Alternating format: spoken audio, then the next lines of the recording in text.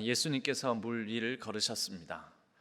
예수님께서 물 위를 걸으신 이 본문의 사건은 마태복음과 그리고 마가복음, 누가복음은 없고요. 요한복음 이렇게 세 복음서에 나옵니다. 우리가 읽은 마태복음 14장, 마가복음 6장, 그리고 요한복음 6장에 이렇게 기록되어 있습니다. 이 사건은 예수님의 또 다른 굉장히 중요한 이적 사건인 오병이어의 기적 사건 이후에 나옵니다. 오병이어의 기적 사건은 네 복음서에 다 나오는 사건이라 이것을 통하여서 예수님이 어떤 분이신지를 가르쳐 주는 본문으로 우리가 네 복음서 공통 본문으로 그렇게 생각을 합니다. 예수님은 생명의 떡이 되어 주시고 또 먹지 못하고 줄인 자를 먹여 주시며 우리의 삶을 풍성케 해 주시는 하나님의 아들이시다. 그것을 드러내 주시는 그런 계시의 사건이 오병이어의 기적이다. 우리가 이렇게 생각을 합니다. 그 오병이어의 기적 사건 직후에 물 위를 걷는 이 사건이 나옵니다. 오병이어의 기적 이후에 사람들은 예수 그리스도를 이제 이 사람이면 이 사람과 함께라면 우리가 굶어 죽지 않고 이 사람을 왕을 삼아서 새로운 나라 유대 왕국을 이루면 헤롯이야 또는 로마의 다스림을 받는 이 가운데에서 우리가 좀 더 풍성한 삶을 이 땅에서 유대 지역에서 풍성한 삶을 살 수 있을 것이라는 현실적 생각을 많이 하게 되었습니다. 현실적 생각을 많이 하는 사람들이 예수님을 당장 왕 삼고자 임금 삼고자 할 때 예수님은 조용히 그들을 떠나 산으로 가셨고 기도하셨고 제자들을 먼저 그 갈릴리를 건너게 하셨고 뒤늦게 그 제자들을 따라가시면서 이제 물 위를 걷는 사건이 나온 것입니다. 여러분, 예수님께서 굳이 물 위를 걸으셔야지만 물 위를 걷는 이 사건을 있어야지만 그래야지만 예수님이 예수님 되심을 예수님 다움을 드러내는 것일까요? 하나님의 아들 메시아 예수 그리스도이심을 드러내기 위해서 이 물 위를 걷는 사건이 꼭 필요한 일이었겠느냐라는 것입니다. 우리가 지난 주일에는 예수님께서 병자를 고치실 때 굳이 만지지 않으셔도 말 한 말씀으로도 말씀만으로도 고치실 수 있을 텐데 굳이 왜 가서 나병 환자를 직접 만지시고 또 손을 잡아 그 열병 걸린 베드로 장모를 일으키시고 굳이 왜 또 진흙을 지니겨 때로는 소경을 또 기머리를 이렇게 만지시고 여러 가지 터치를 통하여서 치유 사역을 하셨을까? 말씀만으로도 다 하실 수 있는 분이 그런 의미를 좀 나누어 보았습니다. 예수님께서 왜 물 위를 걸으셔야 했을까? 여러분 사실 그냥 배가 있으면 배 타고 가셔도 되고 그러는데 여러분 이것은 유대인들의 세계관하고 관련이 있습니다. 하나님께서 각 사람에게 또 그 시대에 맞게끔 그 수준에 맞춰서 자신을 계시하십니다. 유대인들은 이 밤중에 한 사경쯤이라고 본문에는 기록되어 있는데요. 유대인의 우리 성경에 이 번역된 이 사경이라는 시각은 새벽 한 3시부터 6시 정도의 시각을 말합니다. 총 4시간 구간으로 나누게 되는데 오후 6시부터 저녁이 시작되니까 밤 시간이 그때부터 시작됩니다. 그래서 저녁 6시부터 3시간 단위로 1경, 2경, 3경, 4경을 나눕니다. 6시 1경, 그러면 밤 9시 2경, 자정 12시 3경, 그리고 새벽 3시 4경이 되는 것이죠. 새벽 3시는 가장 어두운 순간 아닙니까? 가장 어둡고 또 갈릴리의 저쪽 사면의 산으로 둘러싸여 있기 때문에 그곳에서 예상치 못한 갑작스러운 돌풍이나 풍랑이 또한 이 밤중에 일어나기도 하는 그런 시각입니다. 이때에는 통행을 하지도 않고 고기를 잡으러 나가지도 않겠지요. 침침하고 어둡고 위험하고 그럴 때 누가 섣불리 갈릴리로 나서겠습니까? 그런데 예수님께서 이때 제자들을 먼저 가라고 하신 이후에 그들을 따라 물 위를 걸어 그들에게 다가오시게 됩니다. 제자들이 좀 더 초저녁에 아마 건너기 시작했을지도 모릅니다. 그런데 그들이 그 바다, 갈릴리 바다 한가운데서 아직 건너지 못하고 헤매고 있었던 이유는 아마도 여러 예상치 못한 기상 상황, 풍랑, 또 돌풍 이런 것들로 인해 그들이 이 한가운데서 고전을 면치 못하고 있었을 것입니다.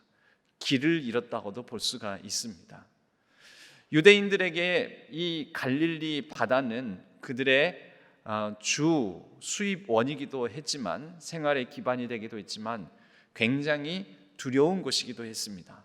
유대인들 개념에는 바다라는 곳은 악이 창궐하는 곳, 갈릴리 지역에 갑작스럽게 부는 돌풍으로 인해서 배가 뒤집어져 생명을 잃기도 하고 어려움을 당하는 경우도 많았기 때문에 이 바다, 물이라는 개념은 그들에게 죽음의 상징, 또 악의 창궐, 예상치 못한 어떤 고난과 고통, 그래서 인생에 만나게 되는 여러 악의 근원, 이런 것으로 많이 생각을 했습니다. 지난 주일에도 그 돼지떼가 어디로 다름질합니까? 그 군대라는 귀신이 돼지떼에 들어가서 돼지떼가 어디로 들어가죠? 물로 들어가죠. 물. 그곳이 어디여서 그럴까요? 귀신의 고향이니까 그래요. 유대인들 세계관에는 물은 바로 그런 세계입니다. 그래서 이 물로 뒤덮여 있는 상황은 항상 악에게 짓눌려 있는 상황이라는 상징성을 가지고 있었습니다. 여러분, 천지창조가 어디에서 일어납니까? 아무것도 없는 곳에서 일어난 게 아닙니다. 우선 성경에서는 뭐라고 되어 있냐면 흑암과 깊음, 수면이 땅을 뒤덮고 있는 상황을 가정을 합니다. 그렇죠? 혼돈과 공허가 가득하고, 그리고 그 물은 물로 뒤덮여 있어서 그 수면의 깊음 위에 있고 하나님의 영은 수면의 깊음 위에 운행하시더라, 이렇게 나오죠. 그러니까 물로 땅이 덮여 있는 거죠. 그 가운데서 하나님께서 이제 하나하나 매일매일 창조를 해나가실 때 먼저는 그 물에 덮여 있는 땅을 물 밖으로 끄집어내시고, 그렇게 드러난 땅, 육지를 묻히라고 하시며 그 땅에 이제 생육하고 번성하는 여러 생명체들을 두십니다. 유대인들의 세계관에는 바로 이 물, 바다라는 것에 갇혀 있는, 그것을 이기고 또 극복하고 해방하고 자유하게 되는 그러한 독특한 유대인들, 히브리인들의 세계관을 가지고 있다라는 것이죠. 여러분, 물 위를 걷는 사건이 예수님 아니고 그 이전의 구약에도 몇 번 나옵니다. 물을 가르고 또는 물을 이겨내고 홍해 바다를 건너는 사건과 요단강을 건너는 사건이 있습니다. 왜요? 이 물로 상징되는 악을 이기고 어떤 어려움을 이기고 역경과 고난을 이겨내고 극복한 것. 예수님께서 물 위를 걸으셨습니다. 그러면 예수님께 어떠한 권능이 있다라는 의미를 갖겠습니까? 이 땅의 악의 근원, 귀신들의 고향이라고 여겨지는 그곳을 예수님은 발 아래에 두시고 그 위를 걸으시면서 모든 만물, 성과 악, 이 모든 것을 다스리시는 권세자다라는 그런 상징성도 갖게 되는 것입니다. 여러분, 유대인들의 세계관이 잘 담겨 있는 게 유대인 역사가인 요세푸스라는 사람이 쓴 책이 있는데요. 그 책에 보면은 유대인들이 생각하는 천국관이 있습니다. 그들이 생각하는 천국관, 그 천국 안에 바다가 있긴 있는데 바다에 파도가 없습니다. 더 이상 잔잔합니다. 파도가 없으니 어떤 일이 안 일어납니까? 그 파도와 풍랑으로 말미암아 큰 위험을 당하는 일이 없습니다. 그리고 그 천국관에 대한 기록에 보면 그 바다가 있기는 있지만 파도가 없고 잔잔하고 평온하고 고요하며, 그리고 하나님의 사람 의인이 그 바다 위를 걷게 된다라는 그런 표현이 요세푸스의 유대인적 천국관을 담은 음부론이라는 책에 나와 있습니다. 그 바다 위를 걷는 사람, 그 사람이 누구입니까? 천국의 사람. 바다 위를 걸으시는 예수님, 유대인들의 세계에서는 천국의 존재, 천상의 존재, 하나님의 사람이라는 의미를 갖게 된다라는 것입니다. 여러분, 유대인들에게는 유대인에게 맞춰서 하나님께서 자신을 드러내십니다. 그래서 그들에게 이러한 사건이 필요하고 또 이러한 사건을 통하여서 우리 주 예수 그리스도를 하나님의 아들로서의 권위를 드러내십니다. 여러분, 각 사람의 세계관과 또 우리가 가진 어떠한 인식, 그것에 맞추어서 하나님은 자기를 낮추시고 자신을 계시하십니다. 그러나 우리에게 맞춰서 계시하시지만 우리를 또한 우리가 가지고 있는 세계관, 우리가 가지고 있는 인식의 수준에서 조금 더 높은 차원으로 이끌고 가시는 분이기도 합니다. 여러분, 성경을 읽는 방식, 성경을 해석하는 방식이 크게 세 가지가 있습니다. 세 가지. 첫째, 여러분 성경은 하나님의 말씀, 이렇게 관계에서 생각을 하잖아요. 근데 성경은 하나님의 말씀이라는 이 관계식이 세 가지 표현, 세 가지 해석으로 나타납니다. 그 첫 번째는 성경은 하나님의 말씀이다라는 것입니다. 여러분, 성경이 하나님의 말씀이다. 너무 당연한 것 같지요?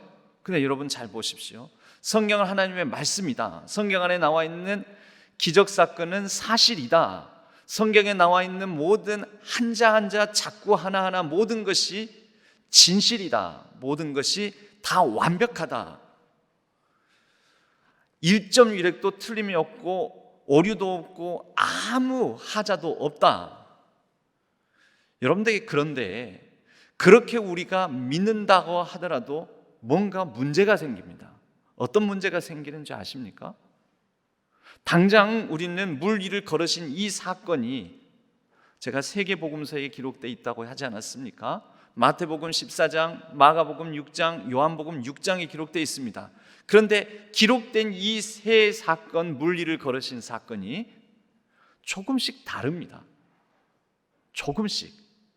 물 위를 걷는 사건은 맞는데 이 배가 행선지, 배가 머무는 곳, 그곳을 어떤 곳은 벳세다, 어떤 곳은 게네사렛, 어떤 곳은 이제 정황상 볼 때 정확하게는 나오지 않지만 요한복음 같은 데는 가버나움이라고 나옵니다. 목사님, 그게 뭐 문제입니까? 그럼 문제죠. 이 사건이 정확한 사실이고 정확하게 1.1획도 틀림이 없으면 그 배가 행선지가 머무는 곳, 나중에 당도하는 것이 똑같아야 되죠. 복음서들끼리 차이가 없어야 되는 것 아닙니까? 근데 복음서들끼리 차이가 납니다. 그럼 우리는 어떻게 봐야 됩니까? 성경은 하나님의 말씀이다. 그러면은 마태복음 하나님의 말씀이다. 마가복음 하나님의 말씀이다. 요한복음 하나님의 말씀이다. 거기에 있는 기록된 한자 한자도 하나님의 말씀이다. 거기에 있는 행선지, 목적지, 배가 머무는 곳이라고 기록되어 있는 장소도 하나님의 말씀이다. 그러므로 이 말씀은 1.1획도 틀림이 없다. 그런데 마태복음하고 마가복음은 다르잖아요. 요한복음하고 다르잖아요. 시점도 좀 다릅니다. 묘사도 좀 다릅니다. 그리고 마태복음에만 베드로가 물 위를 걷는 사건이 나옵니다. 다른 곳은 이 중요한 기록이 왜 없느냐라는 거죠. 물 위를 걷는 베드로, 물 위를 걷기를 시도하는 베드로의 모습이 마가복음, 누가복음은 아예 이 사건 자체가 없고요. 물 위를 걷는 사건이. 요한복음은 베드로의 이 물 위를 걷는 사건에 대한 기록이 아예 없습니다. 이건 뭔가 착오가 있어서 그런 것 아닐까? 여러분, 그럼 당장 착오가 있어서 그런 것 아닐까라는 생각을 하는 순간 전혀 오류도 오차도 없는 하나님의 말씀이다라는 부분에 대한 질문, 의심이 생기기 시작하는 것 아닙니까? 여러분, 그래서 성경을 보는 두 번째 이 해석 방식, 관점이 있습니다. 그것은 성경, 이 책에는 하나님의 말씀이 있다라는 것입니다. 말씀이다와 말씀이 있다는 좀 많이 다릅니다. 말씀이 있다. 그러므로 이 가운데 하나님의 정확무오한 말씀이 있다. 또 부정확한 말씀도 있다. 자꾸에 틀린 것도 있다. 오류도 있다. 차이도 있다. 여러분, 이런 방식으로 성경을 읽다 보면 이제 성경 한 구절 한 구절, 한 말씀 한 말씀 읽으면서 어떤 생각이 들까요? 이건 사실 맞아? 이거 진짜 있었던 일이야? 이럴 수 있어? 진짜 예수님이 거기 가셨을까? 그럼 예수님은 진짜 육신으로 오셨을까? 이런 식으로 자꾸 의심까지 들겠지요. 실제 그렇게 성경을 읽는 사람들도 있습니다. 그리고 그런 가운데 성경에서 이건 도저히 상식적으로 말이 안 될 것 같고 못 믿을 것 같은 사건은 이것은 뭔가 그때 그 당시의 사람들이 집어넣은 걸 거야. 잘못 들어간 편집된 걸 거야. 이런 식으로 성경을 바라보고 성경을 가위질하고 난도질하는 사람들도 있습니다. 성경을 연구하는 사람들 중에도 그렇게 하는 사람들이 있습니다. 여러분, 이것도 좀 뭔가 탐탁지가 않죠? 그런데 세 번째, 성경을 바라보는, 이렇게 성경의 사건을 바라보는 세 번째 관점이 있습니다. 그것은 뭐냐면 성경은 하나님의 말씀이 된다라는 것입니다. 성경은 하나님의 말씀이 된다. 여러분, 목사님 그게 그런 얘기 다 비슷비슷한 얘기인 것 같은데 아니요. 여러분, 굉장히 다릅니다. 여러분, 성경이 하나님의 말씀이라고 믿는 사람 가운데도 성경에 있는 어떤 사건의 의미와 기록된 그 말씀들이 나에게 변화를 일으키거나 나에게 역사하거나 나에게 영향을 주거나 나에게 작용하는 말씀이 안 되는 경우들도 많습니다. 예수님의 어떤 오병이어의 기적사건이 있었대. 그건 사실이야. 그런데 나랑은 뭔 상관인지 잘 모르겠어. 그러면 그 사람은 하나님의 말씀이다라고 믿지만 적어도 자신의 삶에 실제적으로 그 말씀이 역사하지는 않는 것이죠. 여러분, 저는 이 세 번째 성경을 바라보는 관점으로 여러분들이 성경 말씀을 대하시기를 바랍니다. 여러분, 성경의 이 작구 하나하나가 설령 그것이 사실이라고 믿는다고 하더라도 그 믿는 말씀이 내게 아무런 작용을 하지 않는다면 하나님의 말씀일지언정 나에게는 말씀이 되지 않습니다. 예수님께서 오병이어의 기적을 베푸시고 많은 병자들을 고치시고 물 위를 걸으셨다 할지라도 그것이 나와는 별 상관없는 말씀이 되어버립니다. 그런데 그 말씀이 내 말씀이 되어야지요. 내게 실제적인 영향을 미쳐야지요. 그것이 나와 상관이 있어야지요. 베드로가 물 위를 걸었습니다. 그것이 나와 무슨 상관이냐라는 거죠. 실제 예수님께서 걸으셨고 물 위를 걸어오시는 예수님을 향해 나에게도 명하여 물 위를 걷게 하소서 하고 배 밖으로 나와 바다 위를 걷다가 의심과 파도에 바람 부는 것에 시선을 뺏겨버리고 다시 바다에 빠져버리는 베드로, 그가 실제 그러한 사건이 있었다 할지라도 그게 나랑 무슨 의미를 갖고 영향을 미치느냐라는 것이죠. 여러분, 바로 여기에서 우리가 묵상이라는 것이 필요합니다. 바로 이곳에 이러한 말씀 한 장면을 보면서도 내가 묵상하고 이 말씀이 나에게 실제적인 하나님의 말씀이 되게 하기 위하여 그 말씀과 씨름하며 몸부림치는 것이 필요합니다. 여러분, 하나님은 우리가 쉽게 표현해서 공간적인 하늘은 아니고 초월적인 세계를 나타내는 하늘로서 하나님은 하늘에 계신 우리 하나님, 우리 아버지시죠. 그런데 예수님도 하나님과 함께 그 하늘에 계시면 됩니다. 그런데 예수님께서 이 땅에 오셨습니다. 말씀이 육신이 되어 오셨습니다. 되어. 왜 오셨을까요? 우리 가운데 실제적인 말씀이 되기 위해서 오신 것입니다. 여러분은 우리에게 주어진 말씀이 우리의 매일매일의 삶의 실제적인 말씀이 됩니까? 그냥 말씀입니까? 됩니까? 여러분, 이것은 인격성을 나타냅니다. 말씀이 나에게 단순히 말씀이다 또는 말씀이 있다를 넘어서서 나에게 말씀이 되는 과정은 그 말씀과 나라는 사람의 인격과의 치열한 교류, 씨름 속에서 그 인격성 가운데에서 예수 그리스도가 나의 주인이 되어 가는 것입니다. 예수 그리스도는 나의 주, 나의 하나님입니다. 그냥 말로 하는 것이 아니라 그 나의 주, 나의 하나님이신 그분이 나의 삶의 실제적인 의미가 되어가는 것이라는 거죠.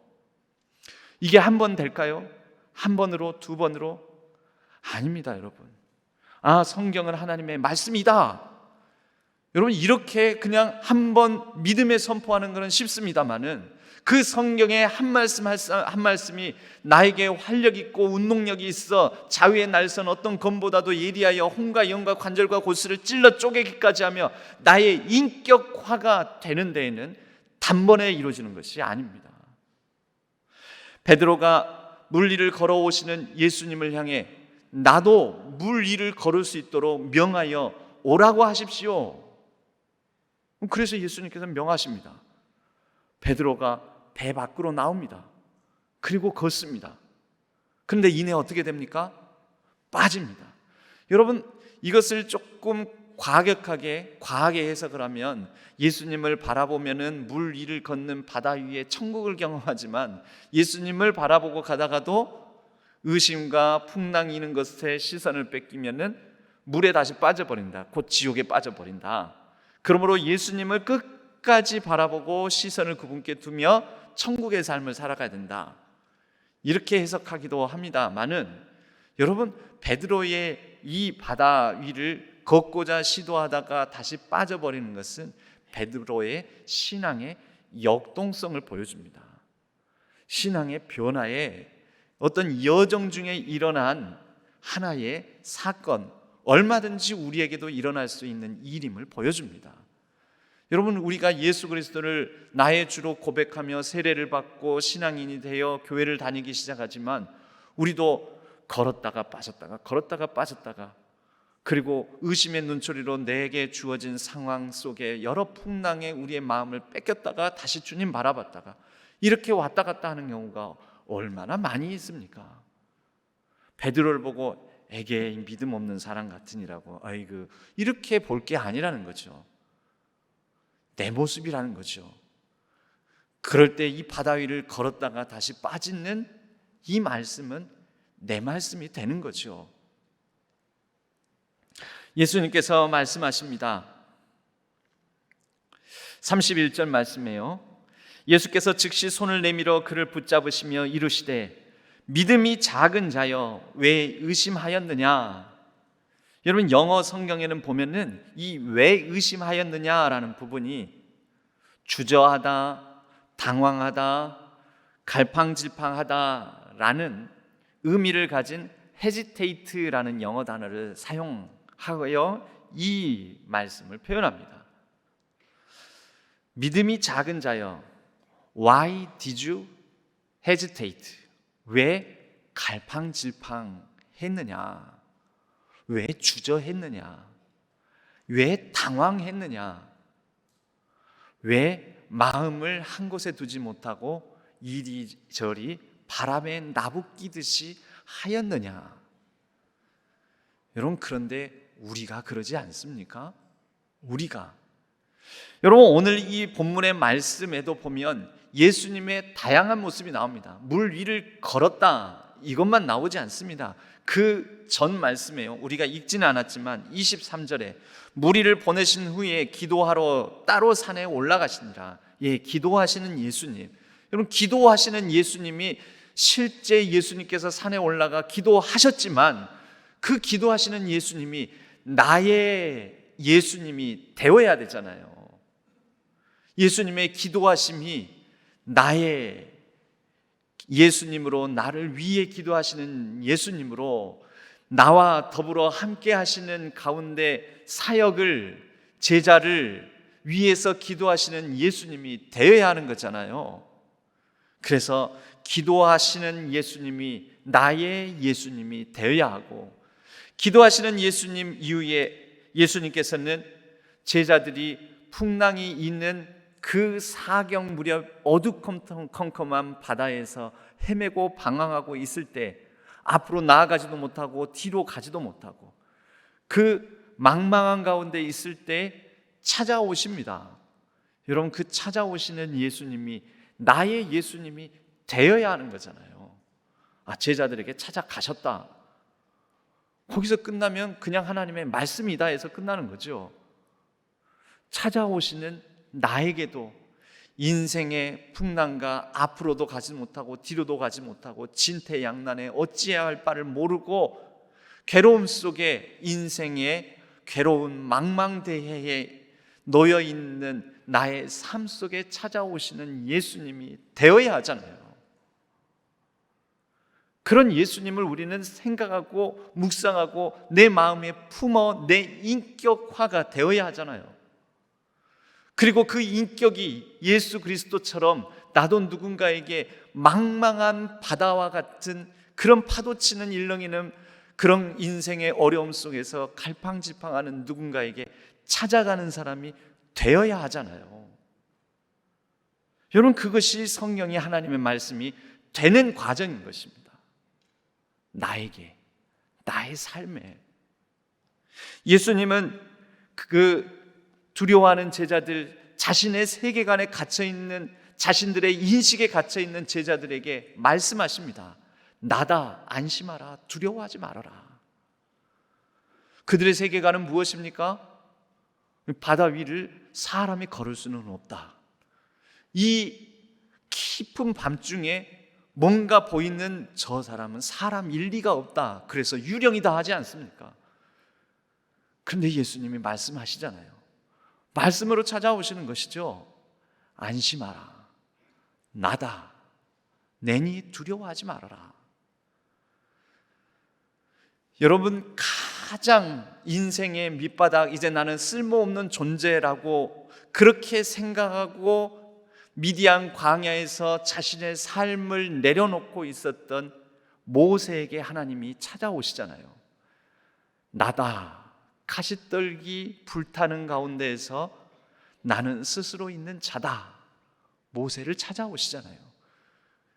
그 하나님이 모세의 하나님이 되시잖아요. 하나님이, 모세의 하나님이 되셨을 때 모세가 이스라엘의 지도자가 되고, 모세가 이스라엘 백성을 이끄는 삶을 살아가게 되고, 그리고 모세가 그 광야의 어려운 여정을 감당하게 되지 않습니까? 여러분, 하나님이 나의 하나님이 되어야 합니다. 나다, 바로 나다, 그 스스로 있는 자라고 I am what I am이라고 말하였던 나다, 스스로 있는 자라고 말했던 나다. 요한복음에서 예수님은 7가지로 나는 나다라고 말씀하시지 않습니까? 나는 생명의 떡이다, 나는 부활이다, 나는 양의 문이다, 선한 목자다, 나는 길이다, 진리다, 나는 포도나무다. 이렇게 많은 나는 나다라고 말씀하지 않습니까? 그것이 단순히 하나님의 말씀이 아니라 그것이 나의 삶이 되어야 하지 않겠습니까? 말씀으로 찾아오시는 하나님을 내 인격 속에 이뤄내고 받아들이고 나의 인격으로 드러나게 될 때 진정 성경은 하나님의 말씀이 나에게 되는 것입니다. 그리고 그들의 그 풍랑이 있는 가운데 이력편주처럼 떠 있는 그들의 문제, 풍랑이 있는 바다를 잠잠케 하시고 해결해 주시지 않습니까? 빠져드는 바다에 다시 빠져드는 베드로를 건져내 주시지 않습니까? 해결해 주시는 예수님, 우리의 삶의 해결자 되신 예수님, 그분을 믿고 의지하고 그분을 붙들므로 우리의 삶의 문제를 해결해 나가는 우리의 인격 속의 삶 속에 그렇게 해결해 주시는 예수님이 나의 삶의 말씀 그 자체가 되어야 하지 않겠습니까?